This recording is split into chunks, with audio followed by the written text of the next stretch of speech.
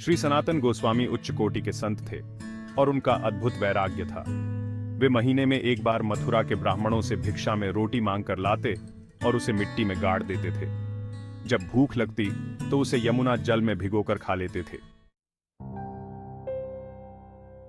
एक बार वे भिक्षा मांगने एक भक्त मैया के घर गए, जहां उन्हें श्री मदन मोहन जी के दर्शन हुए। उस क्षण वे भाव विह्वल होकर रोने लगे। मैया भी बड़ी भक्त थीं और ठाकुर जी से उनके विशेष संबंध थे। जब भी सनातन गोस्वामी को ठाकुर जी के दर्शन की लालसा होती, वे उस मैया के घर चले जाते। एक दिन मैया ने हंसते हुए कहा, बाबा, इस काले छोरे से दिल मत लगाओ। ये बड़ा उद्यमी है, कभी धूल में खेलता है, कभी कपड़े फाड़ लाता है। मेरा संसार छीन लिया है, अब केवल इसके साथ ही समय बीतता है। सनातन गोस्वामी बोले, हमारा सब कुछ तो छूट गया है, अब इनसे प्रेम करने के लिए ही ब्रज में रहते हैं।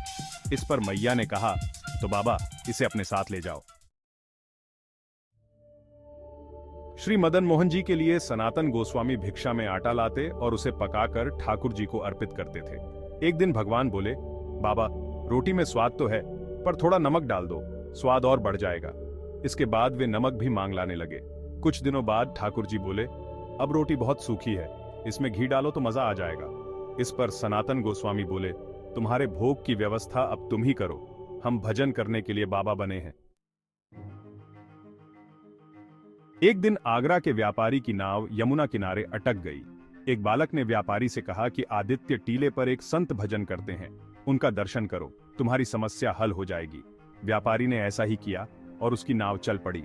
उसने संकल्प किया कि अगर व्यापार में लाभ होगा तो वह ठाकुर जी का मंदिर बनवाएगा। व्यापारी ने लाल पत्थर का भव्य मंदिर बनवाया और ठाकुर जी के लिए 56 भोग की व्यवस्था की। पर सनातन गोस्वामी की जीवन शैली और वैराग्य में कोई अंतर नहीं आया। वे पहले की तरह भिक्षा मांगते और लंगोटी में भजन करते रहे।